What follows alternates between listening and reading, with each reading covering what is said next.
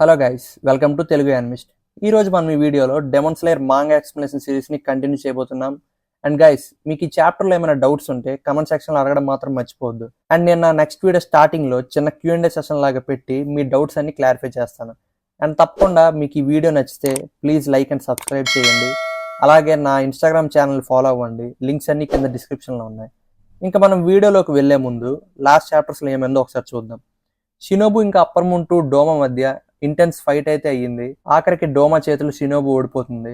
తన స్టూడెంట్ కనావో చూస్తుండగానే డోమా షినోబుని దారుణంగా తినేస్తాడు. ఇంకా అది చూసిన కనావో షాక్ అయిపోయి బాధపడుతూ ఉంటుంది. ఇంకా అక్కడ నుంచి కట్ చేస్తే జెనిట్సు ఒక డీమన్ కలుస్తాడు. అది ఎవరో కాదు, జెనిట్సుకి సీనియర్ అయిన కైగాకు. ఇంకా అక్కడతో లాస్ట్ చాప్టర్ ఎండ్ అవుతుంది. నెక్స్ట్ జెనిట్సు ఇంకా కైగాకు మధ్య ఫైట్ ఎలా ఉంటుందో ఇప్పుడు చూద్దాం. Chapter 144 the successors.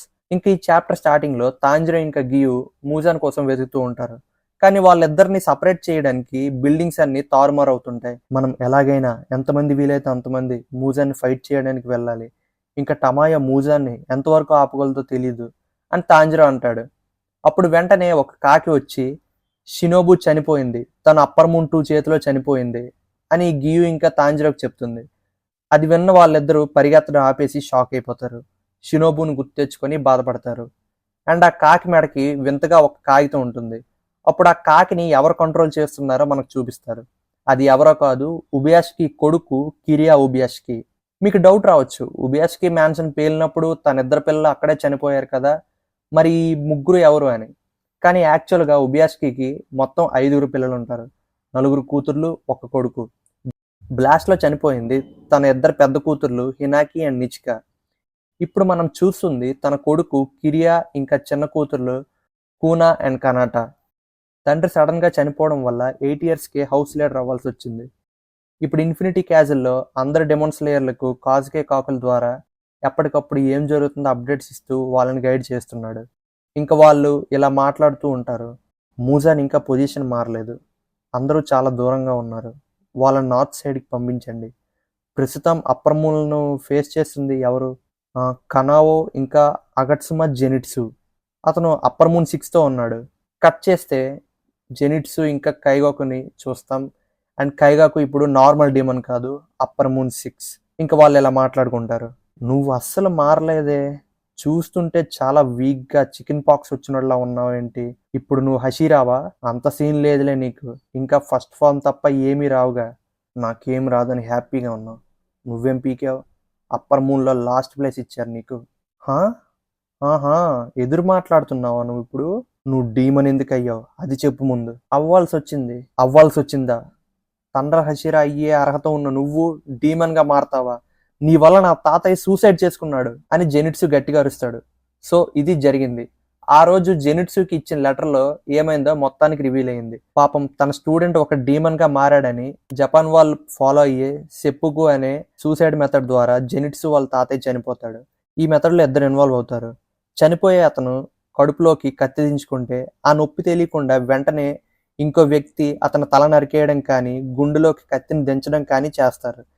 అండ్ జెనిట్సు ఇలా చెప్తాడు, తాతయ్య ఒంటరిగా చనిపోయారు, కడుపులో కత్తి దించుకున్న తర్వాత అతని తల నరికే వాళ్ళు ఎవరు లేరు, ఇదంతా కేవలం ఒక థండర్ బ్రీతింగ్ యూజర్ అయిన నువ్వు డిమన్గా మారడం వల్ల జరిగింది. అయితే ఏంట్రా, ఆ ముసలోడు పోయాడని బాధపడాలా ఇప్పుడు నేను? పోతే పోయాడు, నేనెందుకని ఆలోచిస్తా వాడి గురించి? నా విలువ తెలియని వాళ్ళు, నన్ను గుర్తించిన వాళ్ళు ఏమైపోయినా నాకు అనవసరం.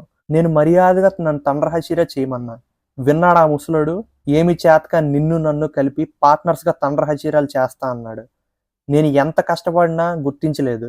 వాడు అప్పట్లో పాత హషీరా అయితే ఎవరికి ఎక్కువ, చివరికి దిక్కులేని చావు చచ్చాడు, ప్రశాంతంగా ఉంది. నీలాంటి చెత్తతో నేను పార్ట్నర్ అవ్వాలా అని కైగాకు అంటాడు. అండ్ గైస్, నిజంగా వాడు మాటలు వింటే నాకే వెంటనే వాడిని వేసేయాలని అనిపిస్తుంది.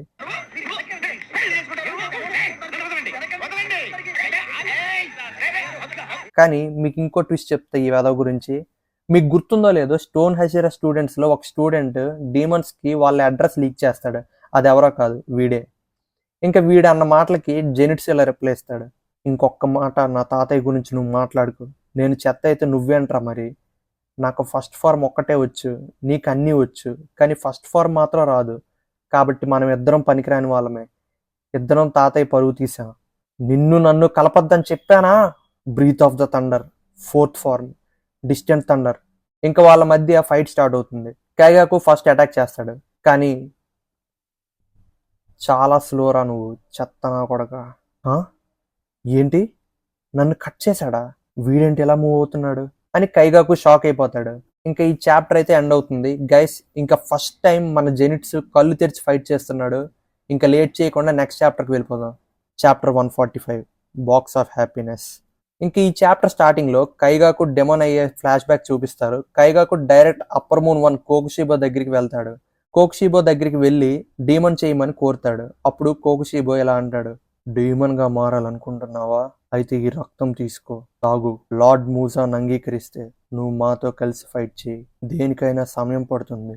పవర్ఫుల్ డీమన్ గా మారాలన్నా, పవర్ఫుల్ డీమన్ స్లేయర్ గా మారాలన్నా, నీలాగే నేను డీమన్ స్లేయర్. నాకు మారడానికి 3 రోజులు పట్టింది. మనలాంటి వాళ్ళు డీమన్ గా మారాలంటే చాలా ఎక్కువ రక్తం తాగాలి. తీసుకో. ఇందులో ఒక్క చొక్క కింద పడినా నీ తల మొండ 2 వేరవుతాయి. ఇంకా ప్రెజెంట్ కి వస్తే కైగాకు ఇలా అంటాడు, నేను ఆ రోజు ఆ రక్తానికి భయపడిన దాంతో పోలిస్తే వీడి ముందు కంటే చాలా పవర్ఫుల్ గా ఉన్నాడు. కానీ వీడికి ఒక అప్పర్ ముందు కొట్టే సీన్ లేదు. అగట్సుమా జెనిట్సు, నువ్వు పనికిరాని వాడివి. ఎప్పుడు ఏడుస్తూ ఉంటావు. గర్వం గాని ధైర్యం గాని ఏమీ లేవు నీకు. అందరూ ఎప్పుడో ఒకప్పుడు పోతారు. నువ్వు నీ ముసలోడు కూడా అంతే, ఏం తేడా లేదు. Thunder breathing, second form, lightning ball. ఏంటి, సింగిల్ మూమెంట్లో 5 అటాక్సా? ఖచ్చితంగా నువ్వు చాలా మందిని తిన్నావు కదా. ఇంకా నీకు ఏది తప్పో ఏది రైటో అసలు తెలియట్లేదా? నాకెందుకు తెలియదురా. Third form, buzzing mosquito thunder. నన్ను ఎవరైతే సరిగ్గా అర్థం చేసుకుని నా టాలెంట్ని గుర్తిస్తారో వాళ్ళు రైట్, మిగతా వాళ్ళంతా wrong. Fifth form, heat lightning. అయితే ఎలా ఉంది thunder breathing blood demon art? ఒక్కో అటాక్ నీ స్కిన్ని కట్ చేసి మాడి మసి చేస్తుంది. Breath of the thunder. Sixth form, electric lightning shower. Demon అయ్యాక నా థండర్ బ్రీతింగ్ ఇంకా బలంగా అయ్యింది.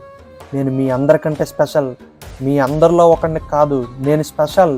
ఇంకా కైగాకు కంటిన్యూస్గా అటాక్స్ చేసేసరికి వాటిని ఆపుకోలేక జెనిట్సుకి చాలా డ్యామేజ్ అవుతుంది. బ్లడ్ డీమన్ ఆర్ట్తో కలిసిన థండర్ బ్రీతింగ్, అందులోనూ ఒక అప్పర్ మూన్ని ఎదుర్కోవడం అంటే చాలా కష్టమనే చెప్పాలి. అలా జెనిట్సు కింద పడుతూ ఉంటాడు.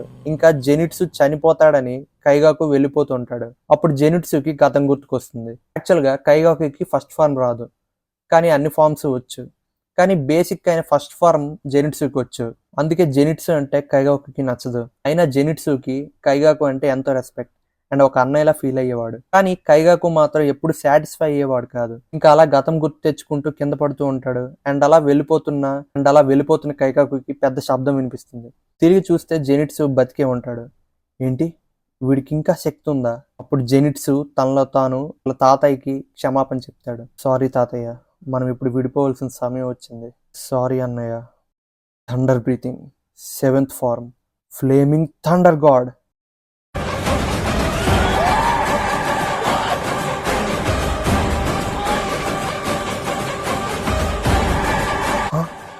నాకు అది కనిపించలేదు.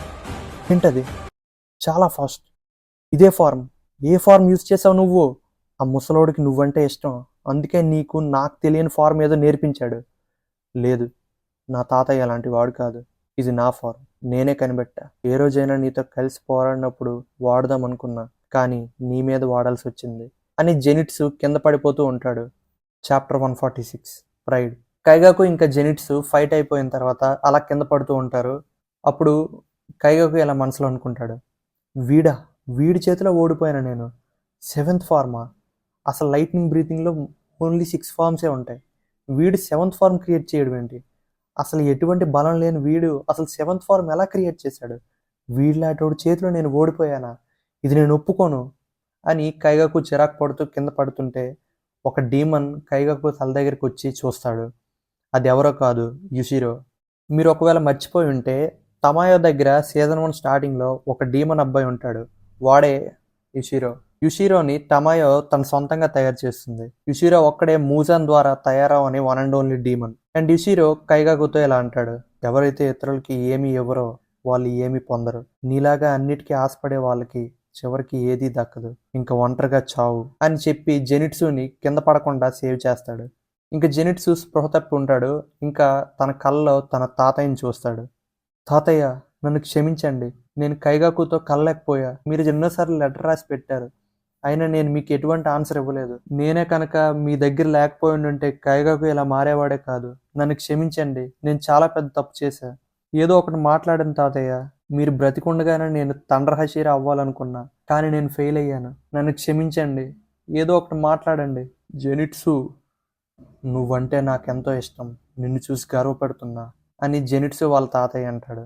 ఇంకా మెల్లగా జెనిట్సుకి స్పృహ వస్తుంది. అప్పుడు అక్కడ ఉన్నవాడు యుషిరాని చూసి నువ్వెవరు అని అడుగుతారు. జెనిట్సుని మనం బతికించగలమా అని ఇంకొక స్లేయర్ అడుగుతాడు. అండ్ జెనిట్సు ఎవరో తెలుసని ఒక డెమన్ స్లేయర్ రిప్లై ఇస్తాడు. అది ఎవరో కాదు, మురాటా. అప్పుడు యుషిరో తిడతాడు, రే మురాటా, నువ్వు నోరు మూసుకొని ఉండరా. ముందు ఎవరైనా అటాక్ చేస్తున్నాడో లేదో చూడు.